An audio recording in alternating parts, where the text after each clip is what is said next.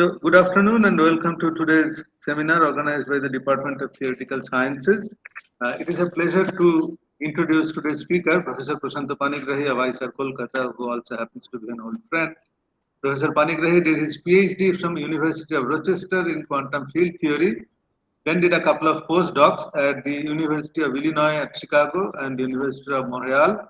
He then joined the University of Hyderabad and after a few years moved to Physical Research Laboratory Ahmedabad and a few years later moved to IISERK Kolkata.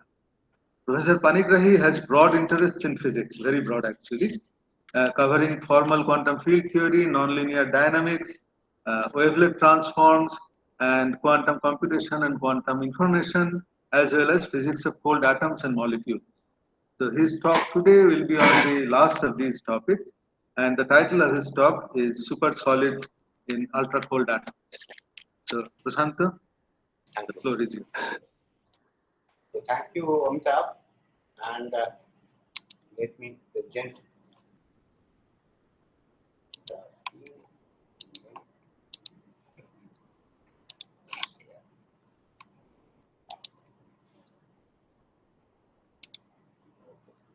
So, am I visible and audible? Yes, you are. Okay. Okay. So, thank you, Amitabh, and for the information of the people who heard Amitabh, he did not mention that actually we are contemporaries in Rochester, and we used to have this great Montreal, Rochester, Syracuse, Toronto Union every year, MRST workshop, and we used to meet very, very often. So since then, we have sort of kept track of each other. Now today I'll be talking about supersolid in ultracold atoms. Now when you see this solid, all of us are familiar about solid. For example, formally, if you look at a solid, you know that it is a periodic potential. Wave functions are periodic modulo wave phase. So it has two components, exponential ikx time a function of x u of x, which is periodic, all of us are solid. And it shows band structure.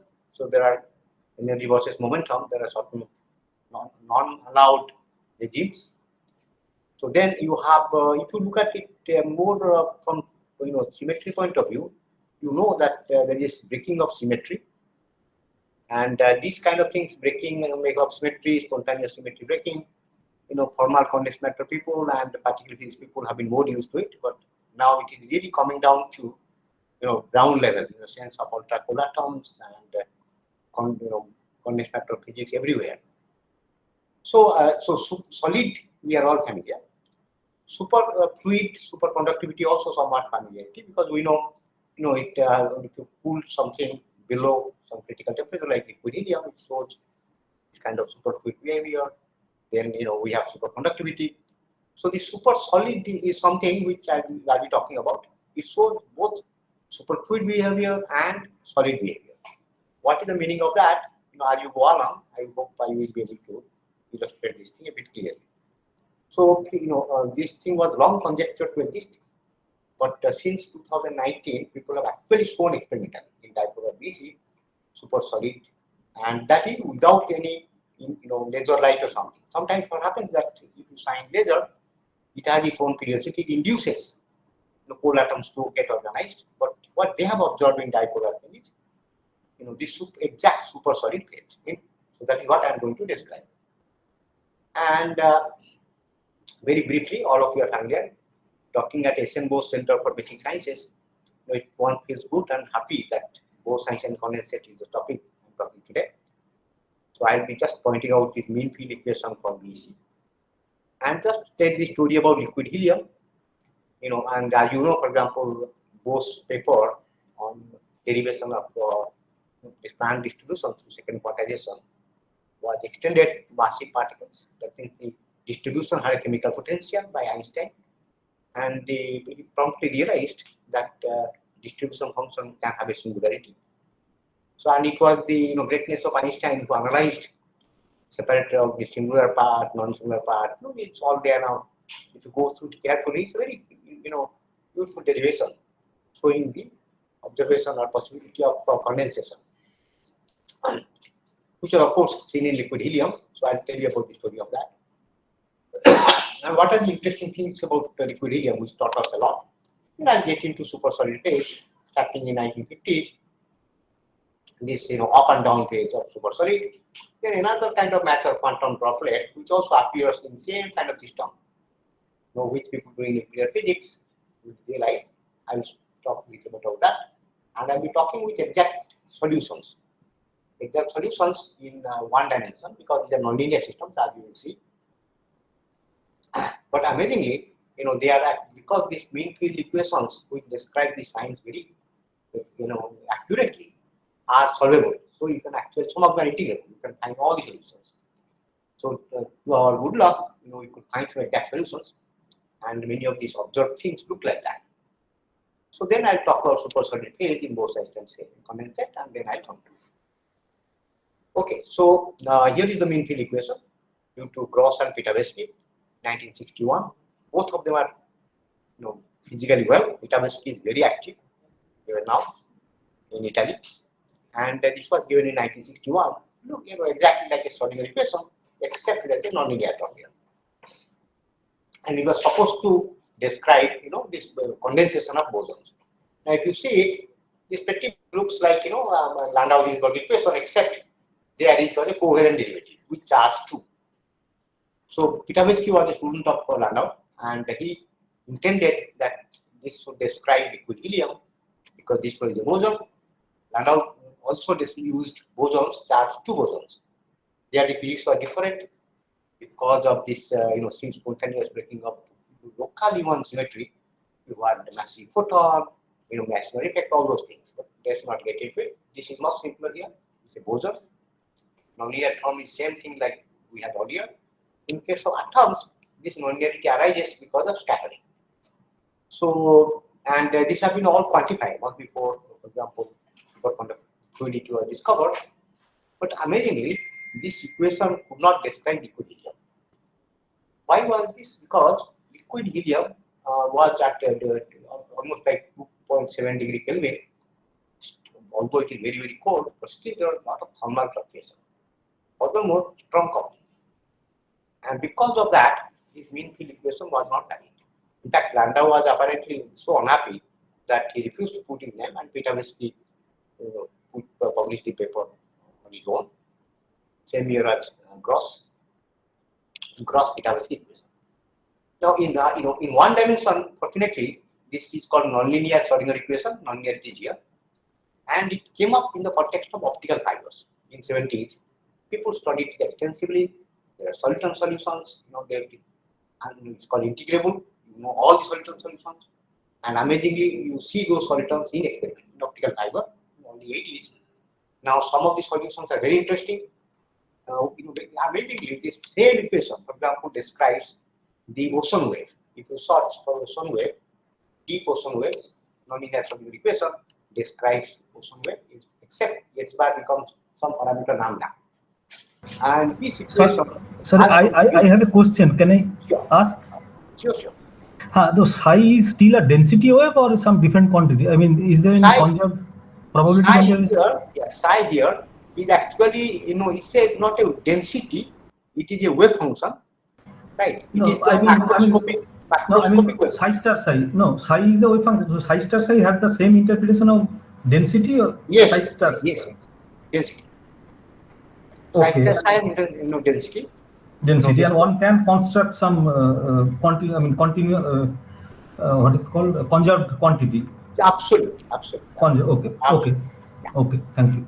In fact, that's a very good point you mentioned, because here there is a conserved quantity, and the symmetry here is a U1 symmetry. Okay. Global U1 symmetry, because it is local. You will have in the broken symmetry phase, Goldstone modes and amplitude modes. Okay. So those things will be there. So precisely, psi star psi is density. But this is a macroscopic wave function. It really describes all that, condensed phase. You see, for example, here, when there is condensation right here, the whole thing is described by psi. Now it looks like this because it is a trap. There is a harmonic trap. All the atoms are pushed into it. Okay, but you can see from a Gaussian distribution at non-zero temperature, slowly it develops a sharp peak kind of thing, and at 1995 it was shown that at nano-Kelvin temperature, you see a profile which is completely different. It is not like, the Boltzmann kind of distribution. So it precisely satisfies this equation. So it waited, the equation was in 1961, and until 1995, there was no need for this equation. But amazing thing is that this very simple equation describes this physics, which was in a trap. So you have to put a trap also here, harmonic oscillator trap. Now why is that? Because at nano-Kelvin, there is hardly any thermal noise. That is one point. Second point is that dilute. This gas is very dilute. Whereas, so therefore weakly interacting. And this U0 actually has information about the interaction. You can actually change it by magnetic field. There are techniques called phase-back resonance where you can actually change it. You can go for repulsive to attractive. So it was pointing out that Einstein looked at free bosons with chemical potential and predicted condensation. But it was Gogolev in 1947 who pointed out that without this nonlinearity, this interaction, self-interaction, there is no condensation. So it's still quite amazing that you need interaction, particularly hardcore kind of interaction, which is whose origin is essentially Coulomb repulsion. And the lowest order term is this. It is parameterized by something called scattering length, which these atomic physics people have found out through experiment and simulation. These parameters, they are all listed for alkali atoms, which are used in these experiments to produce Bose-Einstein condensate. For example, rubidium. Actually, this is rubidium. There's a mistake here. Prashanta, there is another question. Would you like to take that now? Yeah. Manoranjan, do you have a question? Yeah. I was just wondering, as Professor Panigrahi said, like here, these systems are either weakly interacting or strongly interacting. Where is the interaction term here in this? This one, if you look at the Hamiltonian, this object is U0 by 2 psi star psi mod square. Right? Psi star psi times psi star psi. This is basically boson scattering, hardcore boson scattering. Right? Psi star psi, psi star psi. So 2 bosons are getting annihilated, 2 more are created. So this is the scattering, hardcore scattering, which gives rise to this nonlinearity. So interaction is in terms of the scattering rather. That's right. To be precise, U0 is 4 pi h bar square by s square. A is the scattering length. Okay. They parameterize the scattering length in terms of scattering cross section. So, experimentally they observe the cross section from where they find out the parameter called scattering length. So for alkali atoms, they have been all tabulated long before these experiments were done. Okay, thank you.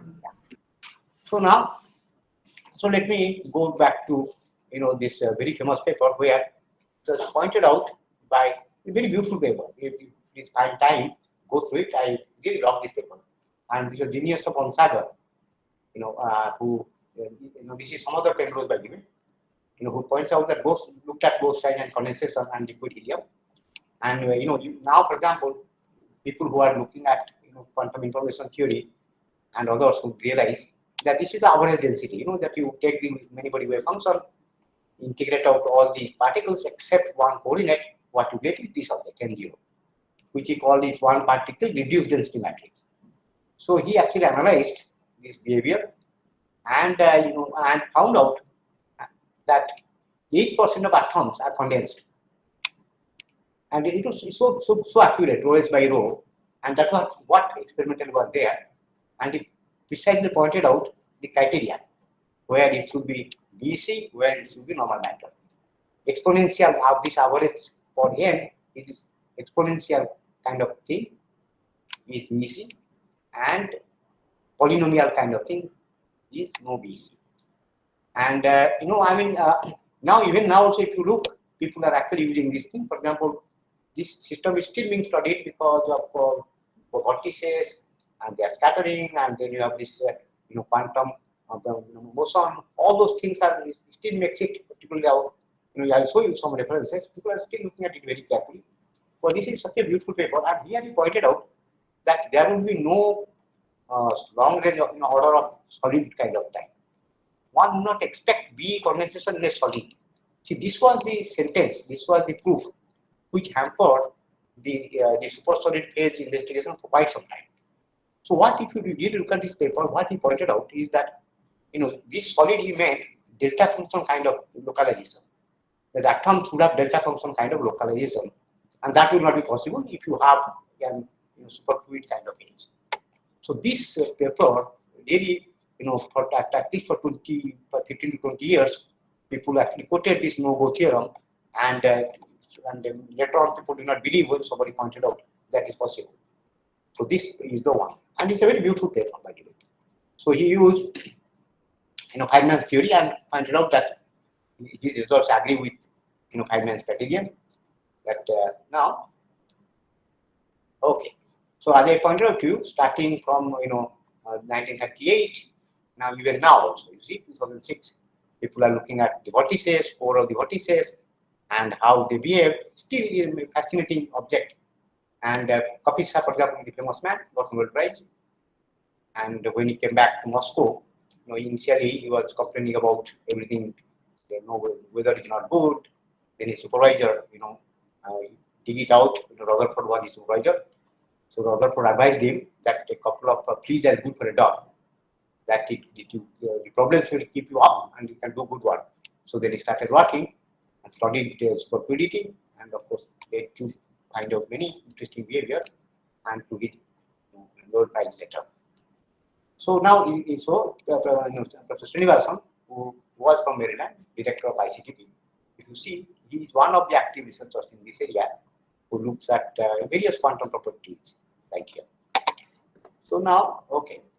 Now, there is a very beautiful paper which came out in 2009. I would like to draw your attention. The initial controversy about Tissa's two-fluid model and Landau's thing.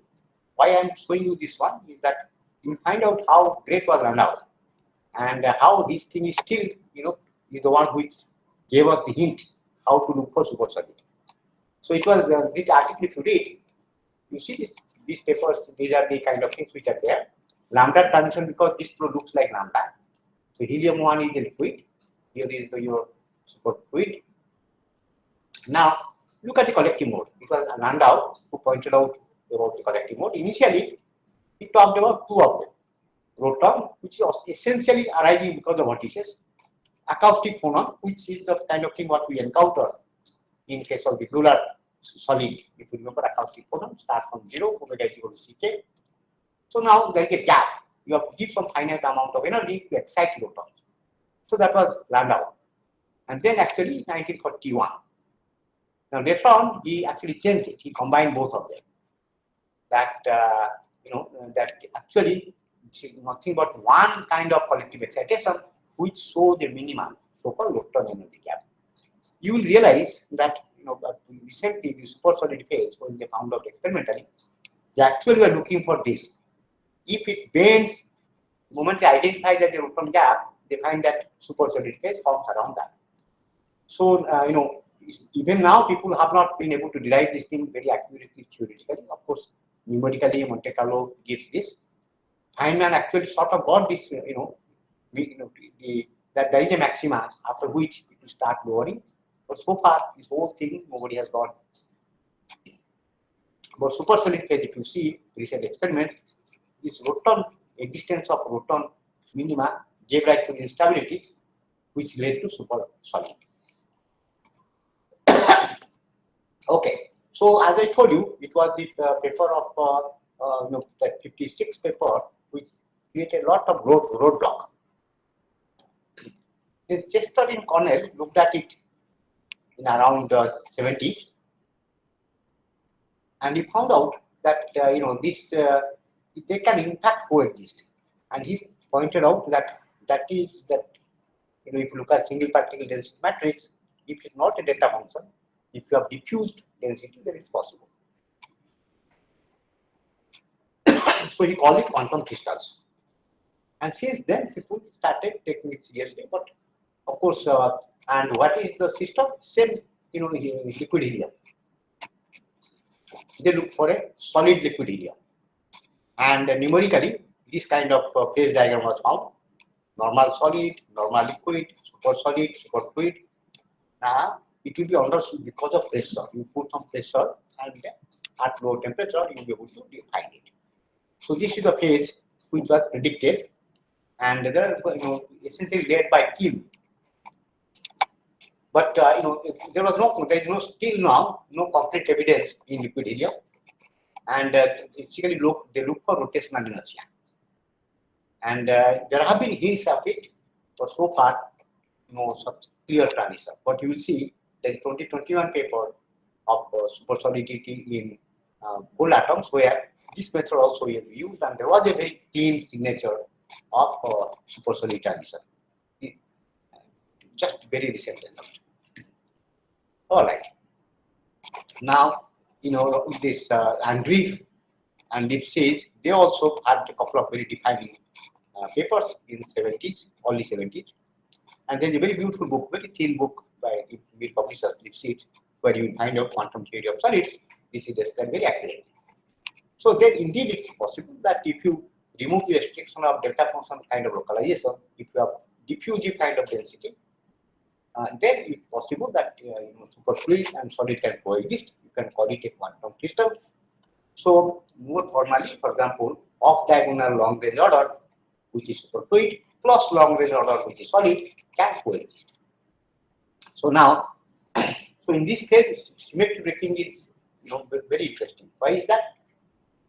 First of all, you have a Yuan symmetry breaking, as was pointed out earlier, that there is a Yuan symmetry here. Psi dot psi is the generator. That is internal symmetry. It can break. That will lead to Goldstone modes. Then we have a translational symmetry because of solidity. So that also will break. That is like sound mode. For sound mode, slightly different.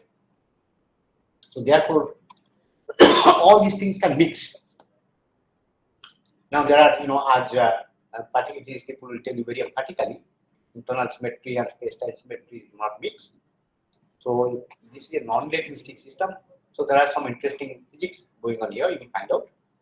Okay, and also you will realize that the BC space are, in a sense, Higgs mode, the so-called amplitude mode, and the phase mode in BC, they cannot be separated. This was realized only in 2012 or something, that in Bose-Einstein and condensate, it's not possible to separate them, they get mixed up. This was Chandra Verma and Dick Root, and I was surprised to see that this thing, in case of BC, experimentally also people found that they get mixed up. Some consequence of that I'll point out. So one has to be careful that, in global symmetry, when it breaks, what should be the consequence? So now, dipolar BC was first observed, in this study phase in 2018, and later on, another group 2003 around the same time, 2018-19, people observing dipolar Bose-Einstein condensate supersolid phase. Okay, so now, as I told you, there are three groups. One group got the evidence from Goldstone mode in a trapped dipolar supersolid. It was already trapped. I'll show you some pictures of that. Directly observed Goldstone mode of both the kind, internal symmetry and also the translational symmetry. And also they found that it is diffused kind of thing, that is a droplet kind of thing. So what they observed is that this solid droplet are like your atoms, like ions. In between droplet, that is superfluid. So therefore, it is a diffusive matter distribution, and then it's a true supersolid because the modes, Goldstone modes of both the kinds are present. So this is a type what Golivo pointed out second sound, but slightly different because it gets mixed up because the sound is sort of sound in a solid. So very fascinating system. The Stillman Powell is the key person. Now Goldstone modes. So all of you are familiar about this Higgs and Goldstone mode, which gets mixed up with our photon to give them mass. But here it's a Yuan symmetry, which is present. But if you look at it carefully, in some system, Higgs amplitude and Goldstone mode, they may get mixed up.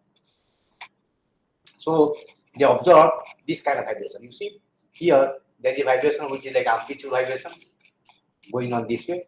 Then there is a relative vibration phase. Phase is like a Goldstone mode. So this 2019 paper very clearly points out that how this phase and amplitude modulation match with perfect simulation of superfluid phase or supersolid phase rather.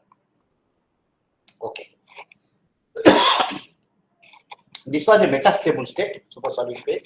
This is the Italian group, and they also observed, through both simulation and also looking directly at how the dipoles are getting organized. If you see their paper, you find the dipoles are actually arranged in a plane perpendicular to planar BC.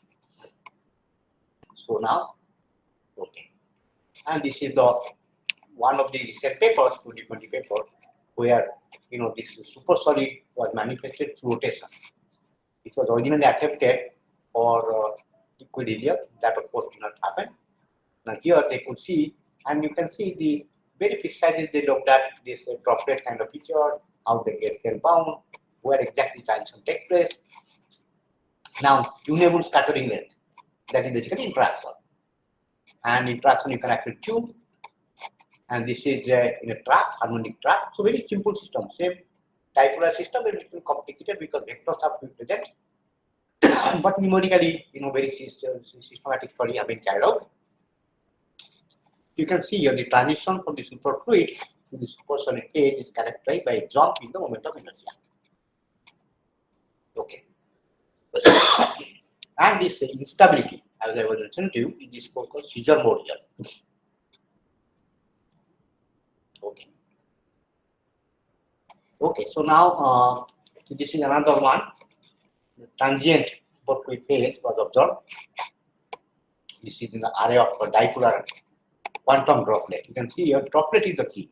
Means this is diffused kind of thing in between the superfluid existing. So this so that we avoid the no-go theorem mentioned earlier. See, they observed in situ density modulation as well as phase coherence using macrowave interference. That is one of the key applications people are thinking about, using it for interference and other kind of scientific investigation later. Okay. Now, as a function of scattering length, namely interaction, what you observe is that there is a regime where there is a regular BEC. Then there are regime where the BEC breaks up into droplets. Then there is a regime around 94 Bohr radius, where actually you do find supersolid phase.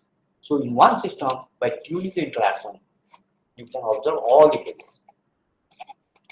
So this is our macroscopic condensate BC phase, then goes to droplet. What you see in droplet? No superfluid here, completely separated, no superfluid in between.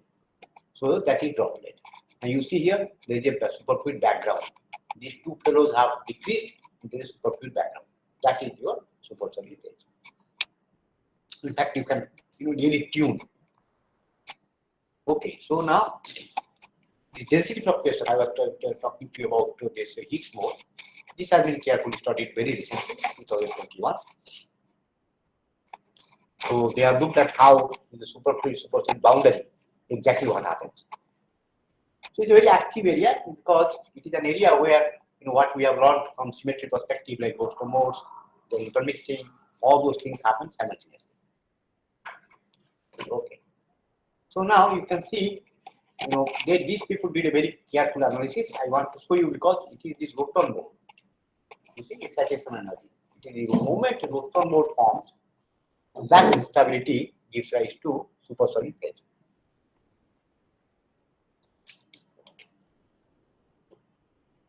Now you can see here this BC phase, which is around 105 Bohr radius.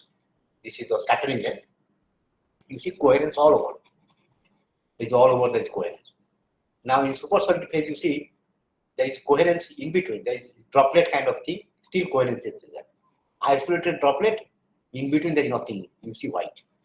So this kind of very beautiful analysis, and this happens around this regime where Landau pointed out the existence of rotor mode. So this is also a 2021 paper. Okay. Now people have gone to two dimensions. why people go to 2 dimension? Because in 2 dimension you see interesting phenomena like coastal Fowler's kind of phase transition. And you can of course tune it to make it figure set, 1 dimension, 2 dimension, 3 dimension. The nature of interaction is very different in 1, 2, and 3 dimension. In 2 dimension, again a dipole system, you can actually, the dipoles can point at, perpendicular to the plane, and you do see this kind of supersolid behavior. Okay. Crystalline order is present and periodic modulation of particle density. But unlike a typical solid, they also have super fluid properties. So there is coherence present. Yeah. Okay. So now, some people are looking at PT symmetry. Now you will find out that in PT, some of these cold atoms, but in light also, quantum gases of light. I'll talk to you about that towards the end. This person, Clares, is one of the leaders. You can actually do interesting physics even using light and tapping the light, where also you will see BC and possibly supersonic phase. I will go back and show you later. So many of these things what we know, for example, PT symmetry, supersymmetry, it was actually realizing in cold atoms and also photonic systems. And it has also intimate connection with Bose-Einstein condensation. You see, Bose-Einstein condensation is the key. Okay. So now, as I mentioned to you in 2 dimensions, you can have Berezinski, Fowler's phase transition. What happens in BKT is that you have vortices which are created, but in 2 dimensions, the vortices can get bound to each other because there is a longer attraction between them. So that physical bound state can exist up to some critical temperature, as was pointed out by Berezinski and Kostolich and Fowler independently in 70s, 71 to be precise. So then, when that bound state breaks, super fluidity will be lost. Here, the order is power law, unlike exponential. And amazingly, it was observed experimentally. And Kostolich and Fowler got Nobel Prize for that. It has some topology in it. And very recently, there have been very careful experiments. For example, if you look at Pratapa's works in KFR, you will see that he has gone with very thin films, superconductors, and that Kostolich Space transition very systematically. A lot of interesting physics there. Now, all these things are again coming back, and now here it is happening in the SuperSolid droplet. Okay. So now let me go to another. As I pointed out to you, droplets very intrinsically appear there. So independently, in 2015, it was Petrov who used some result of this our Yang, Lee, and Wang 1956 result. They pointed out that in addition to your mean field term, because of quantum fluctuation, some more terms will be present. In what form you will very soon see. Now, when those are there, they have an attractive sign. So those are like attractive terms, and you have repulsive mean field term, which I told you. So he pointed out that this system will show a droplet, a nucleus kind of a nuclear structure, very characteristic type. So we call it quantum droplet, 2015.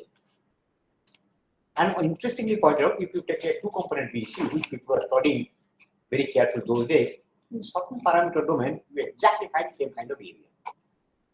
You see intensity here. These term, 2-component, up and down kind of thing. So there is interaction between them.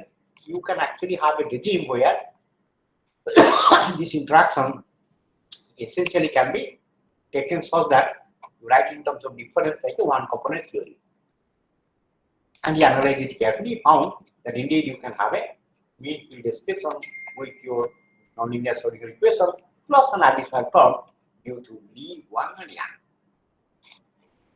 There will be careful description in here in the second paper by Dept and Prashanta. Or again dilute, but a liquid kind of droplet. So, and if you look at it carefully, you see the same nonlinear kind of term which we see earlier. This is the correction due to Lee, Wang, and Yang. Non-analytic side by side came from summing up the zero energy fluctuation due to Bogoliubov modes goes as coupling to the 3/2 and opposite in sign. Amazing thing is that the sign is one has to be careful. In this, what I have written through is in 1 dimension. In 3 dimensions, for example, this fellow should be attractive. Otherwise, it will not happen. But in any case, we actually can show you that in this 1 dimensional system, which they also analyzed, you can have exact solution for droplet. And also, you'll find out that there is a parameter domain. You can actually see that super solid phase. So what people have seen experimentally, namely coexistence of super solid, both sides of the condensate and droplet, can be analytically seen. There are very nice review articles. You can popular articles also, physics today. Okay, so what is the phase diagram? There is a both sides and condensate, as I pointed out to you. Then there is a flat top kind of thing. You see, this is the type of liquid which or droplet which will come out as the exact solution. This is the regular BEC kind of thing. And so now people have seen them experimentally. So this phase diagram, what you see here, that regular gas, liquid, then droplet, all those things have been seen actually experimentally. So it's a bit more careful kind of thing, but let me show you. Now let me go to you and show that there are exact solutions which you can produce. So this was done very recently, that came out in 2021, and first to show that there are some instability which can happen there, and then after that you can show that there are exact solutions, which is showing the behavior of supersolid. Let me just class those solutions for you. They have been done during the lockdown period here, and Mithilesh Padit was here. He's now in Hong Kong doing experimental optics. Gargi probably is going to Canada to do quantum optics. Dhirendra is here, and of course I am here. So the solutions are, since you are looking for a solid solution, you will find out that you have a chemical potential here, there is a K here, and this flow will be periodic.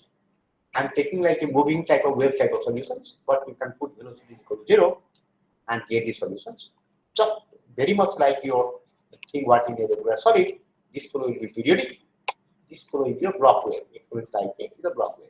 What you will see instead of delta function kind of localization, because of the nonlinearity, this flow will have a diffused kind of behavior with a amazingly presence of this term will ensure that there is a superfluid density between the droplets. Exactly what you have seen, you are bound to get the solution because of this. If this flow is not there, then there is no super solid behavior because the background will be absent. That was a big surprise for us. So these equations have been studied. You can employ, these kind of standard tricks like this Mobius transform and other tricks which people have used, and you can actually find solutions. I am not going into details because whoever is interested can look at it carefully. But what you find is that the presence of, remember that non-analytic term, which was 3/2, ensures that there is a background. That was a big surprise for us, that indeed you get a background. And the solutions are explicit, so you can actually see because of the nonlinearity, it is not a data function. It is the background of superfluid, and the density distribution is like, say, hyperbolic, more like a droplet. And in addition, as I pointed out, like that experiment past for extension, here you do see that this condensate, the limiting behavior, for example, is not smooth. So there is a jump. So all these things are analytically tractable in this model. Now this is the residual superfluid density. EM is something called modulus parameter. For this nonlinear equations, the solutions are not exactly like sine and cosine. They are called conoidal waves. M is equal to 0, for example, will take you to cosine sine function. M is equal to 1 will take you to localized functions like say hyperbolic and hyperbolic. Although these are nonlinear waves. Those solutions are known, but can actually, mathematically, they are described by conoidal functions. There are Cn, Sn, Dn type of ones. You can solve them. So this Penrose Onsagor no-go theorem you can avoid because of this diffuse vector wave density coming from non-zero background, and the nonlinear waves are such that they have actually described a distribution of atoms like droplet instead of one atom per site.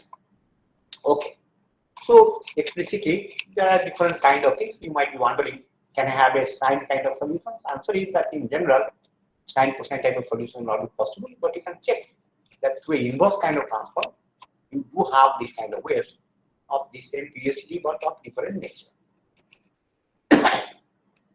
And these are all properties of the nonlinear system. Okay. More pictorially, there's the background. So here the system extends up to here, like in your geometry what they are seeing.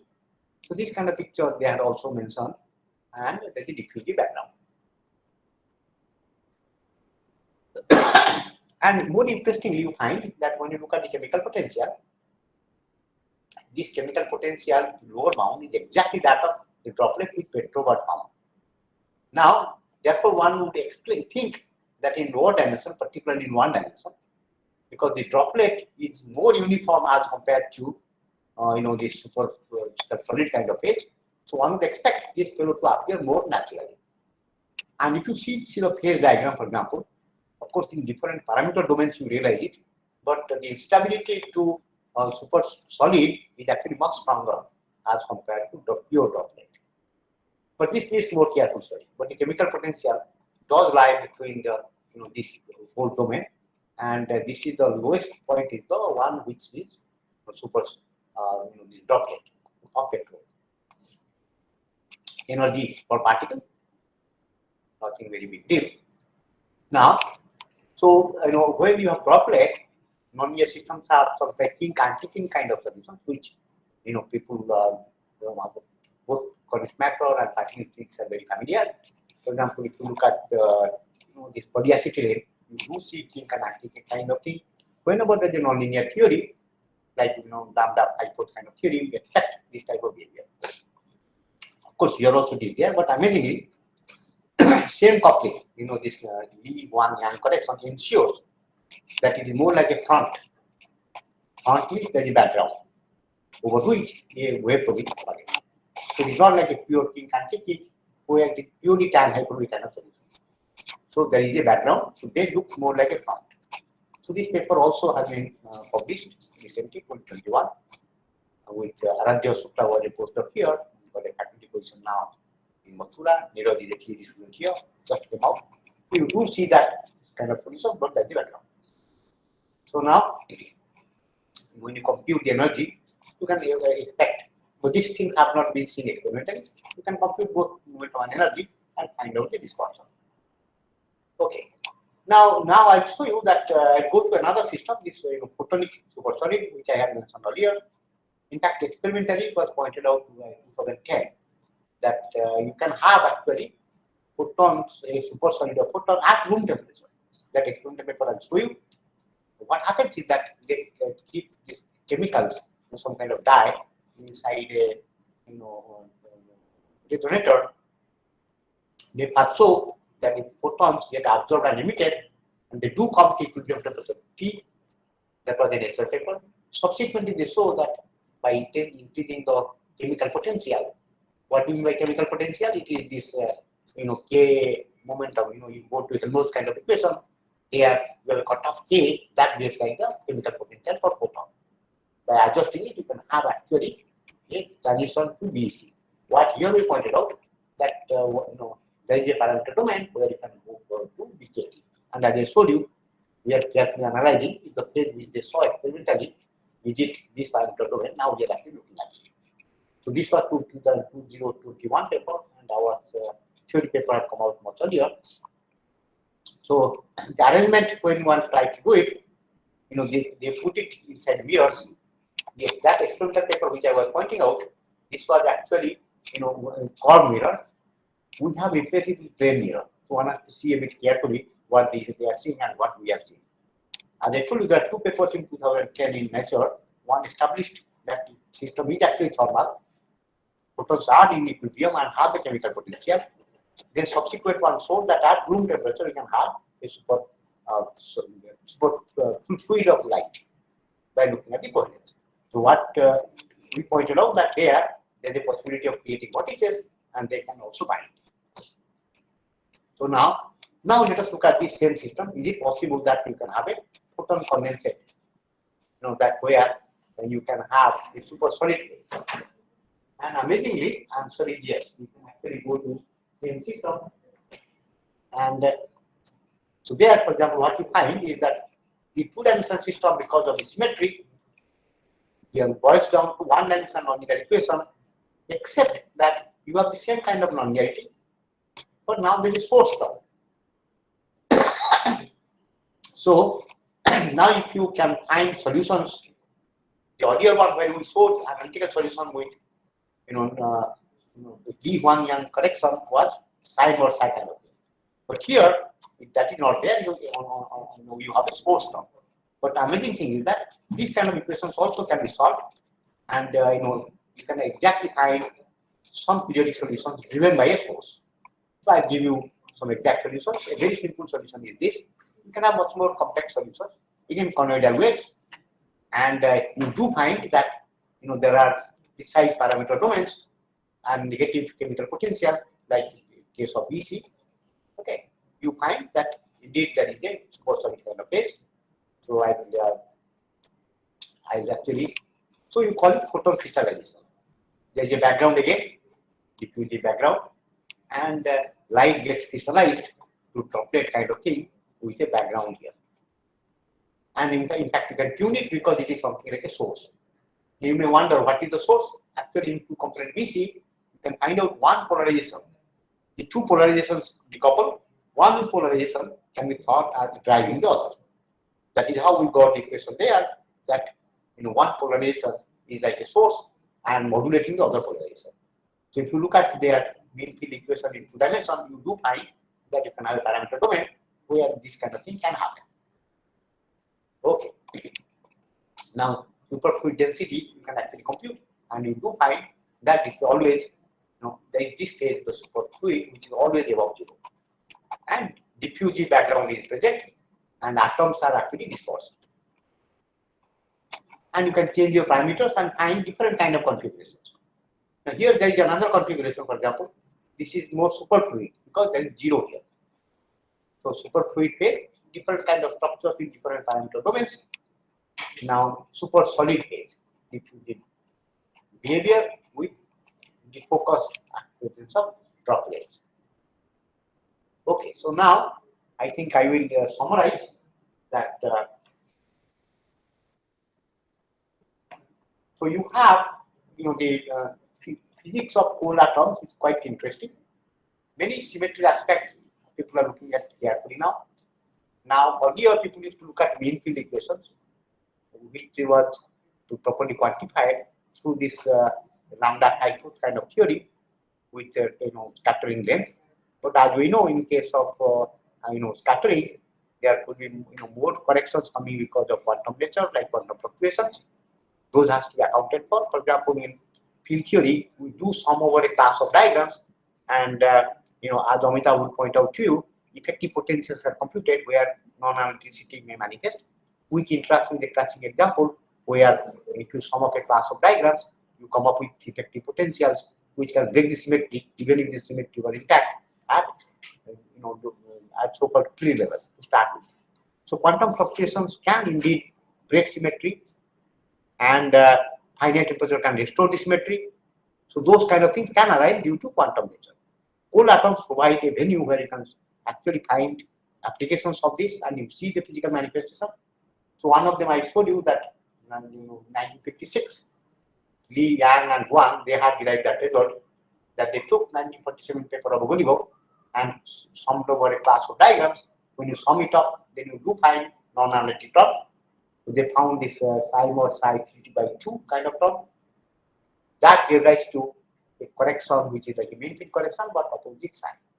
And lo and behold, physical manifestation of that was a quantum droplet. Now we have shown that the same one in a suitable parameter domain can show the SuperSolid behavior.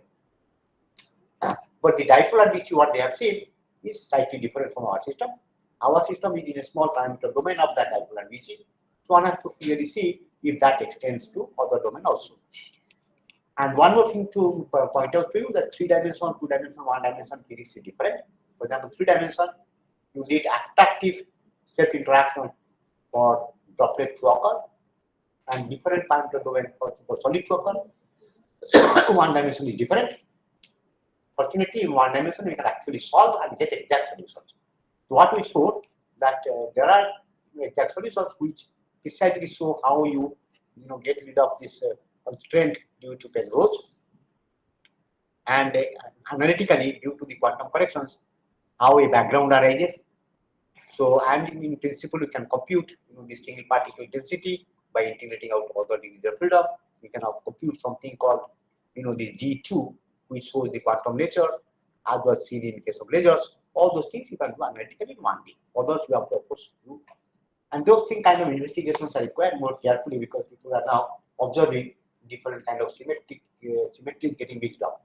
As I told you, internal symmetry, space-time symmetry, amplitude mode, and the phase mode. Those things all have very interesting dynamics in one dimension. Now, there are many theorems in one dimension. For example, Pullman-Wagner theorem, which talks about non-uniform phase being stable. BKT phase transition, Berezinski-Kutley-Fowl expansion, where the order parameter decays in a power law behavior. So many of these interesting things what we have been taught in 70s and 80s can be realized in cold atoms. More interesting thing is that the cold atoms are actually at very low temperature. But for people like us in India, in fact, one can actually play around with photons in the dye field optical cavity, which is actually, in room temperature. And it took a long time for those experimental people to convince that at room temperature you can have actually photons super solid or super fluid. Now they are seeing BKT transition there just by using optical cavity with a suitable dye. That to me is a very amazing result, and these kind of things hopefully can be done in India because this is very careful domain where you need to go to nanochemical temperature. Now, for example, photon chemical potential, one wonders, most original derivation of course didn't have the chemical potential because photons are massless. Now here, because of this same Helmholtz equation, but the momentum cutoff is there, so that gives us a chemical potential, so because of which photons can condense.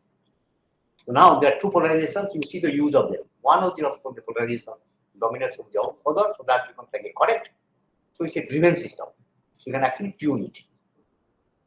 Okay, so now I know Aradhya Shukla was a postdoc with me here, with whom you saw those papers.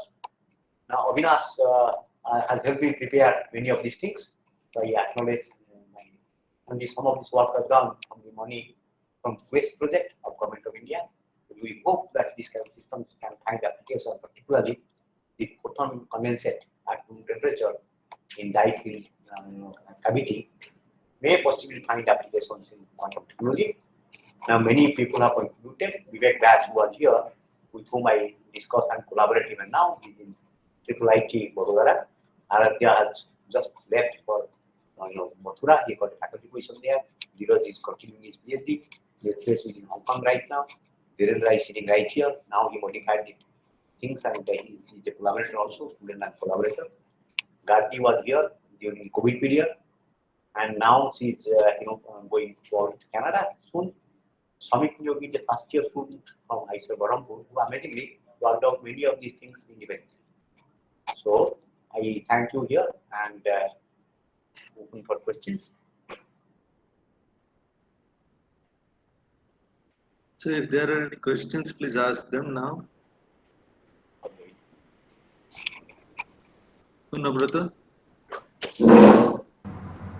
Hi. Yeah. Solution. It's a nice solution. There you find a traveling wave, right? Yeah. So how the velocity of that wave is determined? See, that velocity is actually a free parameter that v is equal to h bar k by l. That crystal momentum.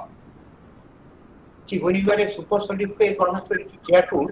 That crystal momentum is the one which controls that velocity. No, but in this equation, I don't know. What is crystal momentum? But the v, you think that for any value of v, the equation will be satisfied for that trial answers? No, it is satisfied provided that k is the, remember the solution which I took. There was an exponential factor, exponential ikx, and a periodic function. That k is I call as crystal momentum. S bar K by M is equal to V. So if you, for example, if you go to the lowest state which I talked about, for that K is equal to 0. So that is a static solution. No, so for non-zero K, I mean modulated solution you consider. Yeah. So then, sorry, V will be dependent on K. V will be S bar K by M. But it does not depend on the your interaction strength like G No. Okay. Because it's an answer solution, and you can in fact show that formally there is a symmetry here which allows you to integrate this equation and you find the same answer. That you substitute here and then just taking the answer, you do find that the imaginary parts cancel out from left and right, provided S bar K by M equal to V. Okay. Okay, I take that probably, but then I mean, why do you call it a super solid? You call it super solid, right? Because see this order parameter psi is actually a BC order parameter, both sides and conventional order parameter, because it's the mean field equation. But interestingly here, that there is a density distribution when there is a constant background, which is your superfluid, and then there is a droplet kind of thing located at the periodic locations of that function. You remember that the solutions which I used, like Cn, Sn. Yeah, and also it is moving. So droplet, that density peak is moving, right? Or several peaks probably. No, right now it is at k is equal to 0, it is static. If for k is equal to 0, it is static. No, then k equal to 0, then what is the value of V? 0. But then, oh, I see. Because you are saying that there is a density modulation and it is static. Right. See, that is the ground state now. That is the ground state. The ground state, see, in principle, the whole thing can move. Right? Whole thing can move. And there are some very interesting relations. For example, Leggett has a couple of very nice articles that when there is superfluid moves, one has to be careful about the phase gradient and the velocity. So you will see that this sort of satisfies that. But in general, for the lowest state, we have to take that V is equal to 0 and therefore K is equal to 0. And that is fine because lowest below K is equal to 0, right? Ground state. No, but K equal to 0, then there will be no modulation. Why not? Because it's IKX, no exponential. See, in case of a regular solid also. Yeah, no, IKX. If you put K equal to 0, then there is no density modulation. I mean, of course it is there. You see the K is equal to 0 solution. It is A plus this Sn or Cn function. A is the background. Cn Sn is a periodic modulation. It has periodicity which is called, proportional to so-called capital K, and it becomes 2 pi when m is equal to 0, when it becomes sine and cosine. M is equal to 1, period becomes infinity. Otherwise, it's a periodic function. The converter functions are periodic functions. That is governed by that interaction. That's a good point you pointed out earlier. That periodicity is governed by the interaction. Background also is governed by interaction and quantum corrections. G3 by 2 by G. That is the background. The period is governed by nonlinearity, which is U0. Okay. Thank you. Yeah, even in fact, if you please take a look at it and explicitly you can discuss more. I'm very keen to look at it more carefully. Okay. Yeah. Thank you.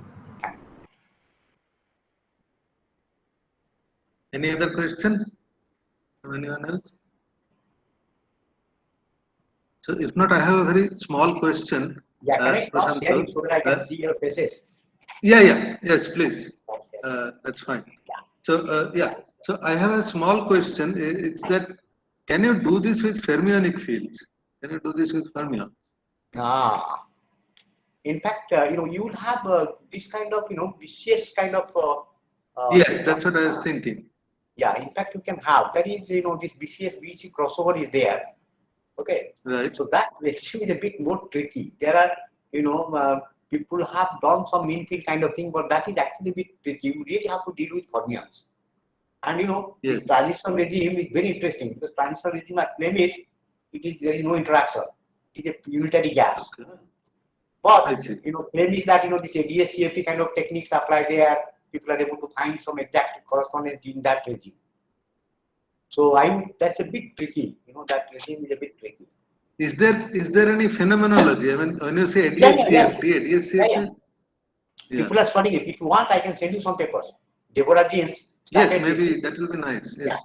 Sure, I'll do that. Deborah's first started sold, Okay, and thank then the BC-BCS crossover, unitary regime, FEMO state. Those things are very exciting ideas. Many of the particularist ideas are coming there. Okay, okay, okay.